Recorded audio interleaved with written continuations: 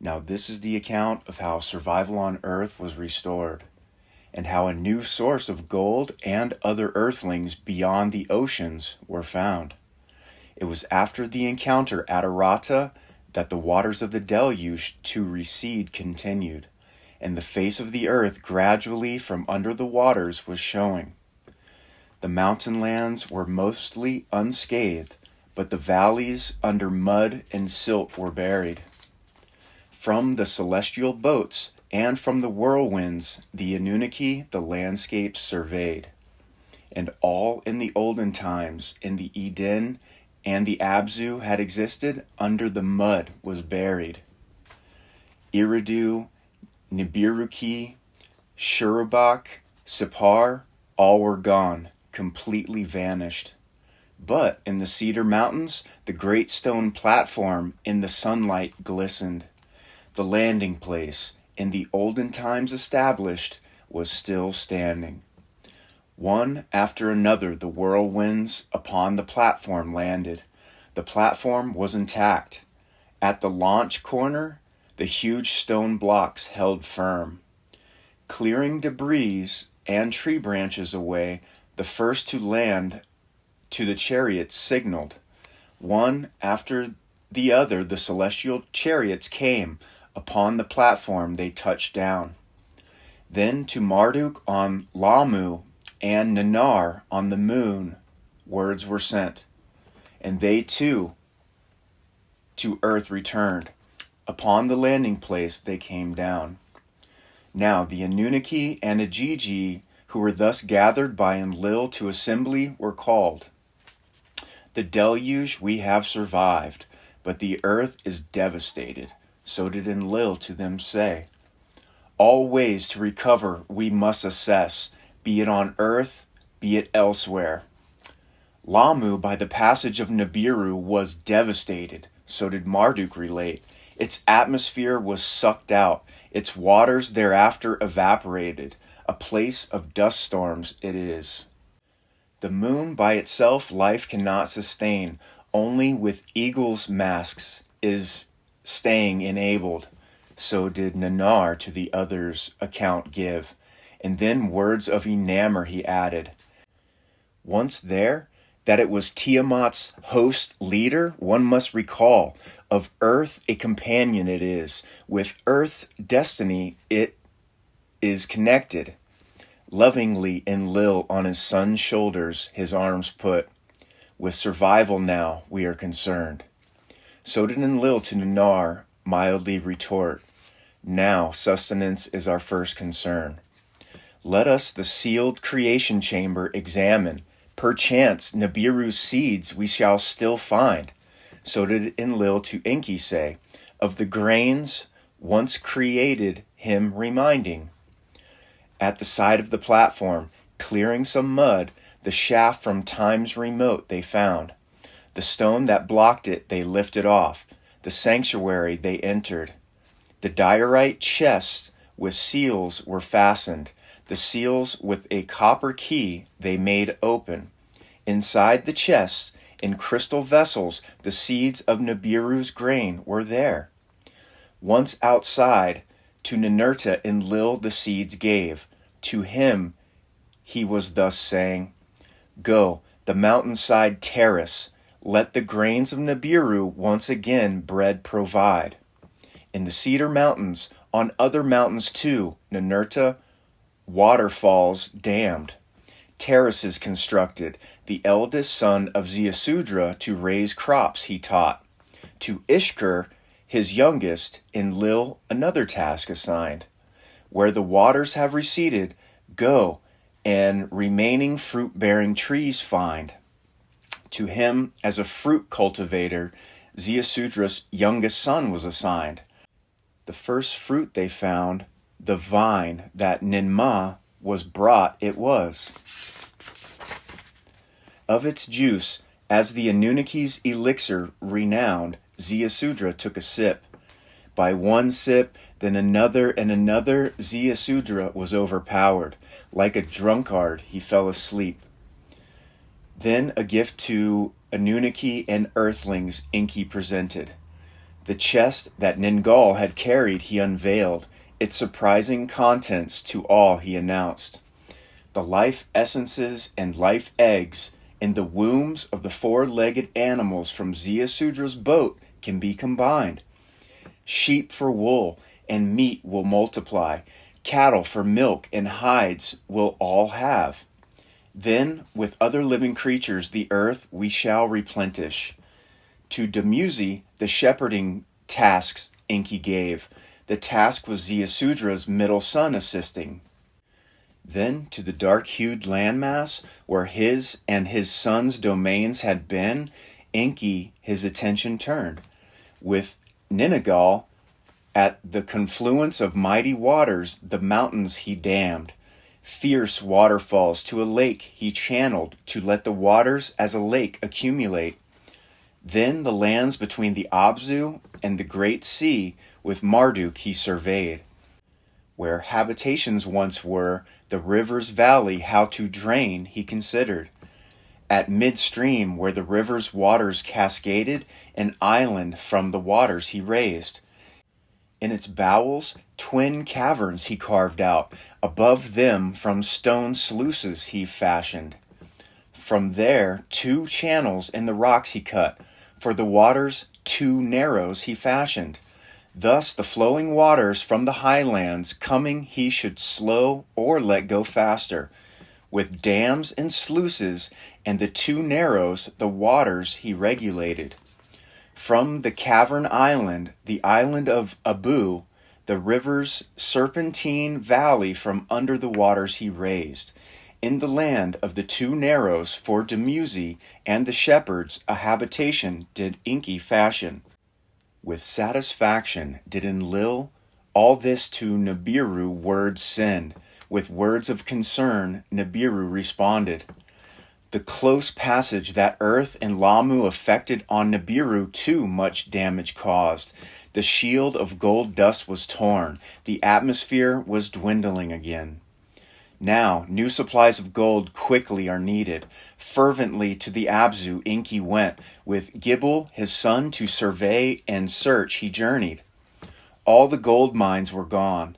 By the avalanche of water they were buried. In the Eden, Bad Tibera, too, no longer existed. In Sapar, a place for the chariots was no more. The hundreds of Anunnaki who in the mines in Bad Tibera toiled from the earth were gone. The multitude of earthlings, as primitive workers serving by the deluge, were to clay turned. No gold can from earth any more be provided.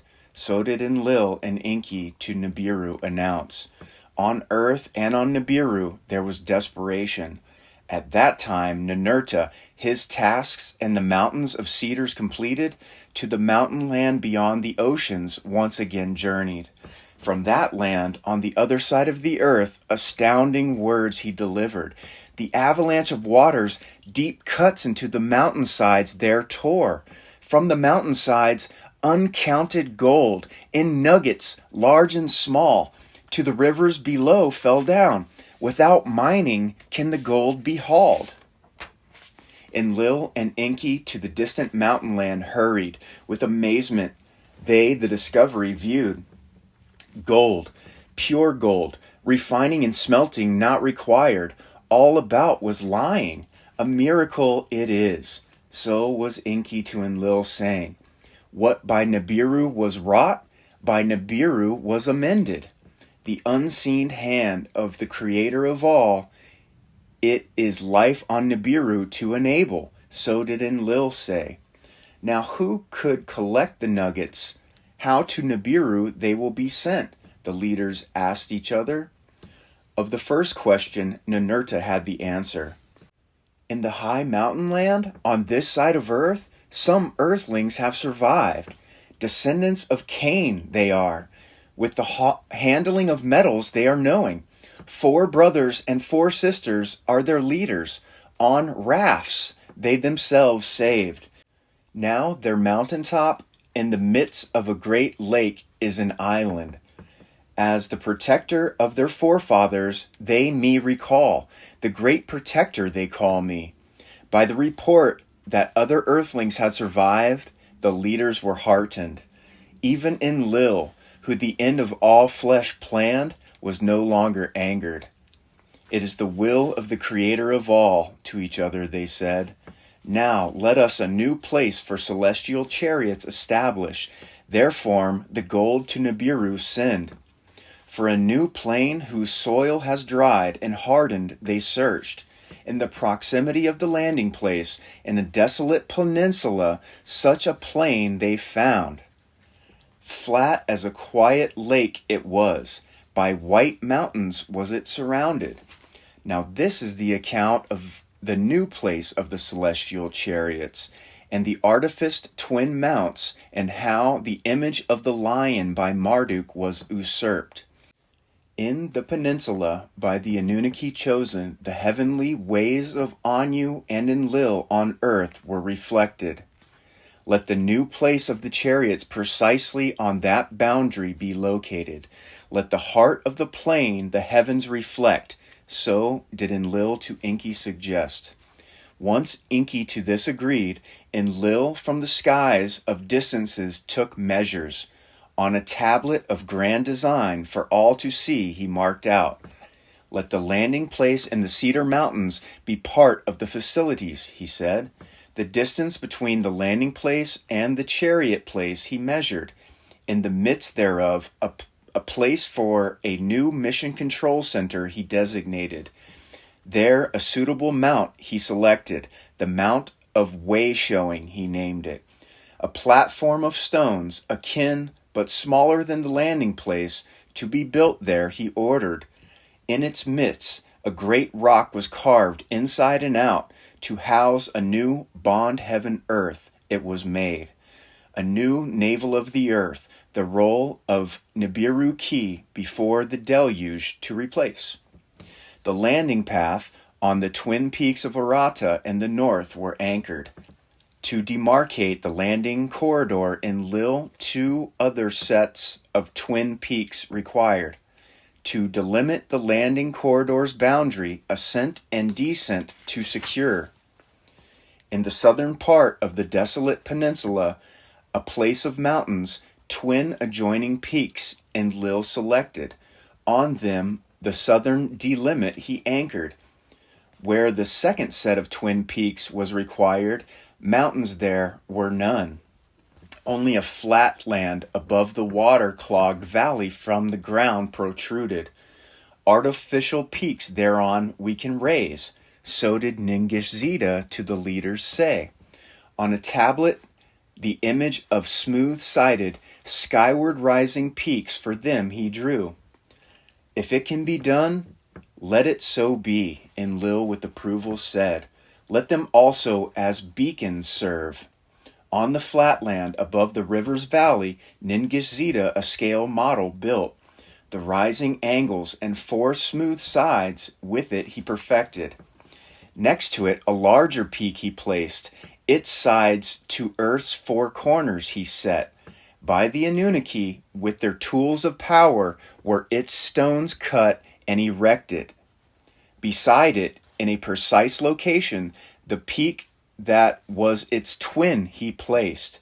With galleries and chambers for pulsating crystals he designed it. When this artful peak to the heavens rose, to place upon it the capstone, the leaders were invited. Of electrum, an admixture by Gibbel fashioned, was the apex stone made. The sunlight to the horizon it reflected. By night, like a pillar of fire it was. The power of all the crystals to the heavens in a beam focused. When the artful works by Ningishzida designed were completed and ready, the Anunnaki leaders the great twin peak entered. At what they saw they marveled. E-Kur, house which like a mountain is, they named it. A beacon to the heavens it was. That the Anunnaki the deluge survived and prevailed forever it proclaimed. Now, the new place of the celestial chariots gold from across the seas can receive. From it the chariots to Nibiru the gold for survival shall carry. From it to the east Where the sun on the designated day rises, they will ascend. To the southwest, where the sun on the designated day sets, they will descend. Then Enlil by his own hand the Nibiru crystals activated. Inside, eerie lights began to flicker, an enchanting hum, the stillness broke. Outside the capstone, all at once was shining, brighter than the sun it was. The multitude of assembled Anunnaki a great cry of joy uttered. Ninmah, by the occasion moved, a poem recited and sang. House that is like a mountain, house with a pointed peak, for heaven, earth, it is equipped, the handiwork of the Anunnaki it is. House bright and dark, house of heaven and earth, for the celestial boats it was put together, by the Anunnaki built. House whose interior with a reddish light of heaven glows, a pulsating beam that far and high reaches it emits. Lofty mountain of mountains, great and lofty fashioned, beyond the understanding of earthlings it is. House of equipment, lofty house of eternity. Its foundation stones the waters touch, its great circumference in clay is set. House whose parts are skillfully together woven, the great ones who in the sky's circle to a resting make descent. House that for the rocket ships is a landmark with unfathomable insides. By Anu himself is the E-Cure blessed. Thus did Ninmah at the celebration recite and sing. While the Anunnaki their remarkable handiwork were celebrating, Enki to Enlil words of suggestion said. When in future days it will be asked, when and by whom has this marble been fashioned, let us, beside the twin peaks, a monument create. The age of the lion let it announce. The image of Ningish Zeta, the peak's designer, let its face be. Let it precisely toward the place of the celestial chariots gaze. When, by whom, and the purpose, let it to future generations reveal. So did Enki to Enlil suggest. To the words Enlil consented, and to Enki said, of the place of the celestial chariots, Utu must again the commander be. Let the gazing lion precisely eastward facing with Ningish Zeta's image be. When the work to cut and shape the lion from the bedrock was proceeding, Marduk to his father Enki words of aggrievement said, to dominate the whole earth to me you did promise. Now command and glory to others are granted. Without task or dominion I am left. In my erstwhile domain are the artifice mounts situated. On the lion the image mine must be. By these words of Marduk, Ningish Zeta was angered. The other sons were also annoyed. By the clamor for domains, Ninurta and his brothers were also aroused. Lands for themselves and devoting earthlings everyone was demanding. Let not the celebration a contest become. Ninmah, amidst the raised voices, shouted. The earth is still in havoc. We Anunnaki are few. Of the earthlings there are only survivors. Let Marduk, Ningish Zeta, of the honor not deprive. Let us Marduk's words also heed. So did Ninmah, the peacemaker, to the contending leaders say, for peace to prevail, the habitable lands between us should be apart set, Enlil to Enki said. To make the peninsula an uncontested divider they agreed. To the peacemaker Ninmah they it allotted. Till Moon, land of the missiles, they named it. To earthlings it was beyond bounds. The habitable lands to the east thereof to Enlil and his offspring were set apart. For the descendants of the two sons of Ziusudra, Shem and Yefet, therein to dwell. The dark-hued landmass that the Abzu included to Enki and his clan was for domains granted. The people of Ziusudra's middle son, Ham, to inhabit it were chosen. to make Marduk their lord, of the lands the master, Enki to appease his son suggested. By your wish let it so be, Enlil to Enki about it said.